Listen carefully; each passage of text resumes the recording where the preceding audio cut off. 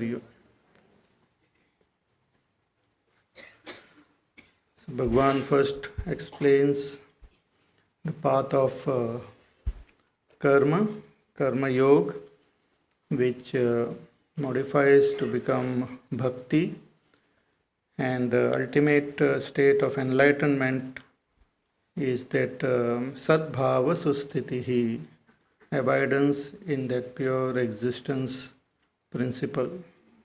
So through love, through relating with Ishvara, slowly by puja, japa and chintanam, one gains this oneness with Ishvara.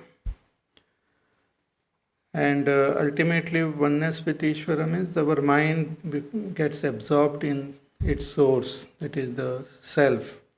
So, ristale manasvasthata is the goal of all the sadhana, to make the mind abide in its own source, the self. So from the self only the I thought and all the thoughts arises, and then to again merge it back and to recognize our own self, and then again when it arises it doesn't disturb the person. Now Bhagwan explains the path of Ashtanga Yoga, which is also the same thing, to make the mind abide in the self, which is called the state of Samadhi. So in each path, the terms used are different, but it means the same thing, abiding in the self. So that Samadhi is attained through the practice of dhyana. Dhyana becomes effective when we have practiced dharana. Dharana becomes good when we have done pratyahar. And before that, we need to follow the path of pranayam, asana, niyam, and yama. So it begins with yama and niyam. So yama are the values which help us to develop that harmony with the world around us. Niyama help us to integrate our own personality and prepare us for this journey within. Asana help us to make the body also conducive to our sadhana. Because if the body doesn't help us, if the body is not tuned, then it becomes very difficult, because long hours of sitting and contemplating is required. So for that we need a body which is flexible and healthy and can remain steady in one posture for a long time. So for that one can practice what you call yoga asanas. Then comes pranayam. It's a subtler sadhana. By controlling and by regulating our breath, we can regulate our mind. We can quieten the mind. Because ultimately it is the mind which is the main, our focus. So the mind is quietened through pranayam, and then that is called pranayam, but still the mind has got so many thoughts and it has got attention going everywhere. To withdraw the attention of the mind from all the other objects and bring it back is called pratyahar, to collect the mind from its wanderings. It's like when suddenly you are told to speak or so you then start collecting the wandering mind, and then one can speak. Similarly, before we can meditate, we have to collect the mind which has gone wandering. So that is called pratyahar.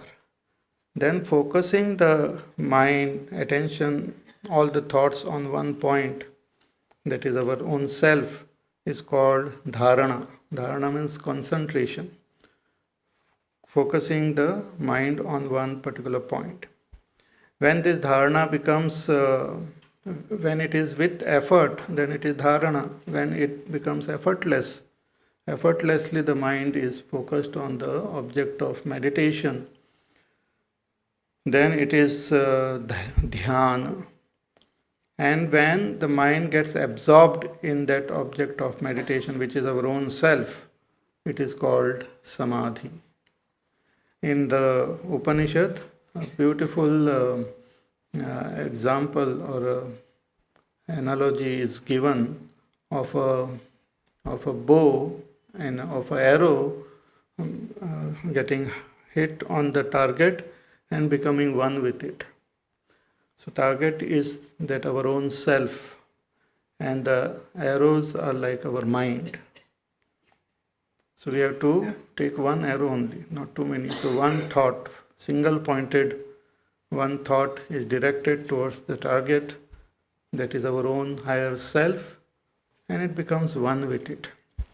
But before that we have to convert the thoughts of our mind conducive for this sadhana. Now they are not like arrows, they are like raw material only.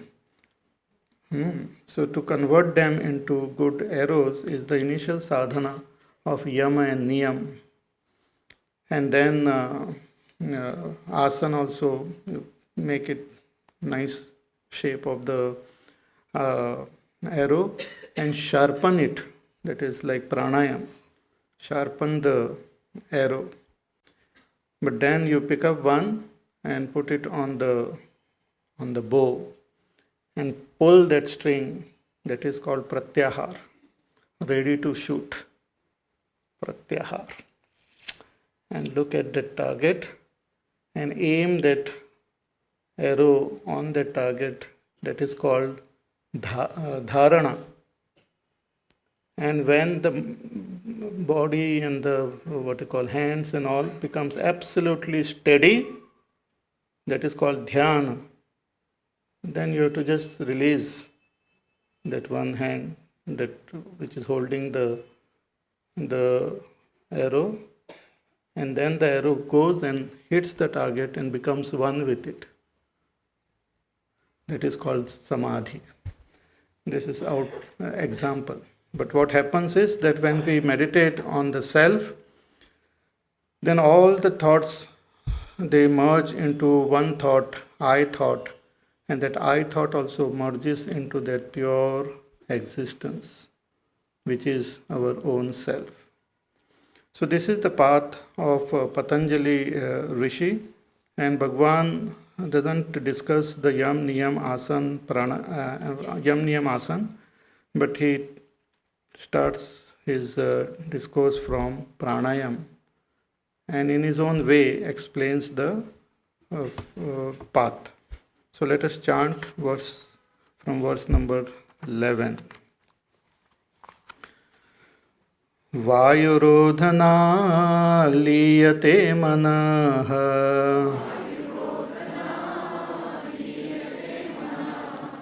jalpakshivad rodha sadhanam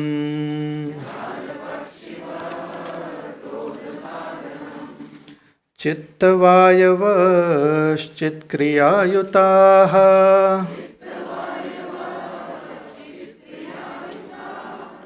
शाखयोर्द्वयी शक्तिमूलका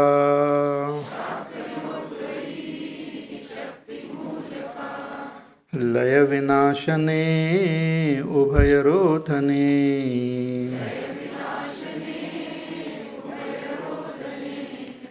लयगतं पुनर्भवति नोऽमृतम्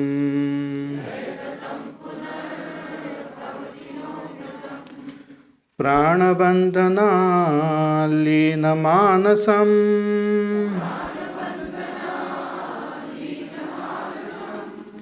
एकचिन्तनानाशमेत्यदः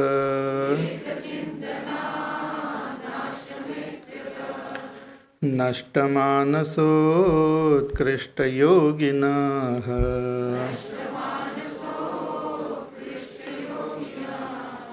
कृत्यमस्ति किं स्वस्थितिं यतः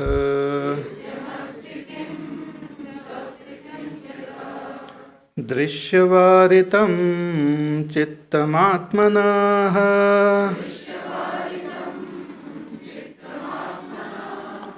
चित्वदर्शनं तत्वदर्शनम्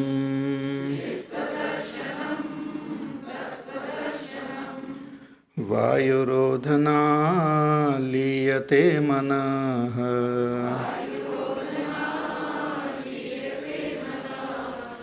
जालपक्षिवरोधसाधनम्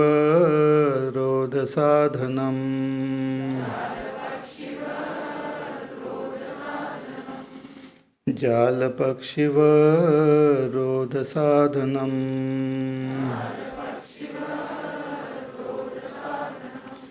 हाँ. So yam niyam asan, Bhagwan doesn't speak about it.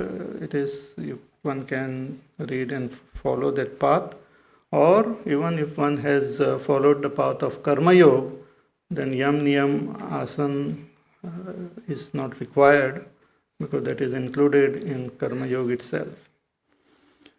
So it begins with pranayam. Pranayam is controlling the pranas, regulating the pranas. Pranas are the life and force, the vital airs.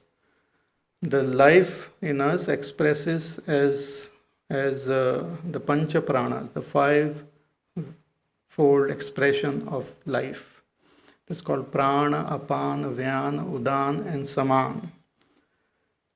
How do we know we are alive? I mean, we know, but otherwise the expression is that we breathe in and breathe out. That is the the most important thing.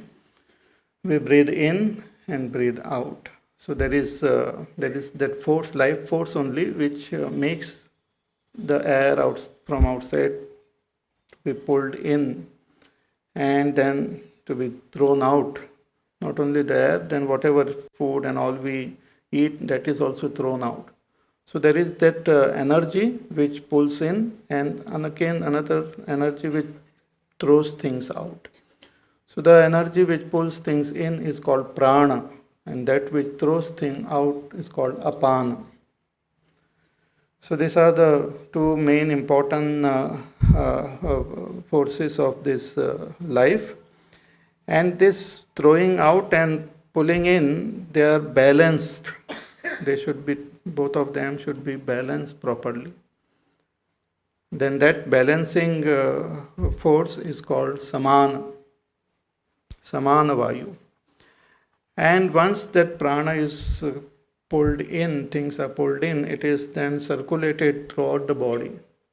The oxygen or the food or whatever things are created is circulated.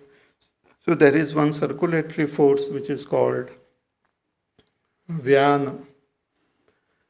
And for some subtler activities like thinking, meditating, or even dying, one requires a force which is called udana.